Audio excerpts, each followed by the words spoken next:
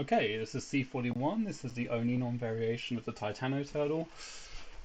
There's a couple more variations on what can happen here as opposed to Summer Siren, but we're going to start with a Vegeta spam at 119. Yeah, there's a lot, because you have another unit doing damage, there is more variation in how much damage you will receive back as opposed to Summer Siren timelines. Now we're going to turn on auto for Makoto. She can use her Howl and then get TP from Vegeta. Then we turn it off, and then we spam Christina. That will be to get her UB in before the boss starts countering damage. Okay, then we do Ninon Sweat at the end of her animation there. That is because the boss has stopped storing damage now, and we can also UB with Vegeta on a spam. Now, boss is going to hit us. We're going to do Obsession at 101. And then we will see if we get Makoto at 56. Yep, we did. So we can do Makoto straight after injection, and then we got Christina overlay. Do that as quickly as possible, and then shortly after that the damage from Wide Blade will go through. Do not spam, otherwise you will miss it. Okay, sometimes if you're a 4-star Enon you can get the 53 there, which will give you a little bit more damage. Very rarely with 5-star you can get it, but otherwise just go for the Weave Punch. Okay, we're getting the good timeline so far, so that's pretty nice. And we do the auto attack from Eriko.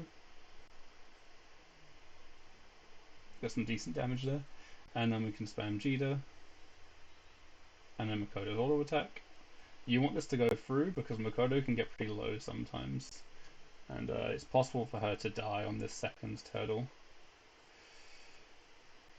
Okay, so injection lands, and then we can spam Oninon. This will be within her double buff window still. And then we can spam Vegeta. And we got the good timeline so far, so that is all good. Next we're going to swap to part 2 of the timeline. So we're going to do Makoto injection. And then we want to spam Eriko.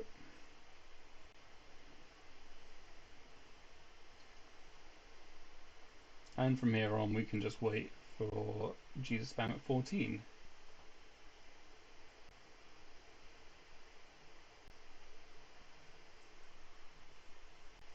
Okay, so we're getting pretty lucky here. We've not had any of the bad timing so far.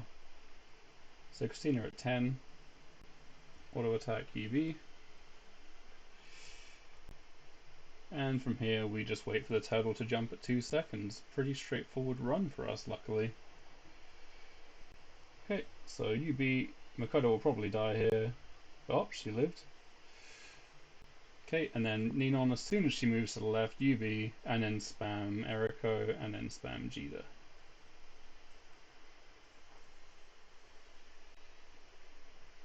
And that's the timeline. So it's very rare that you can actually get Christina at 1 second sometimes on this timeline, depending on how much you've crit.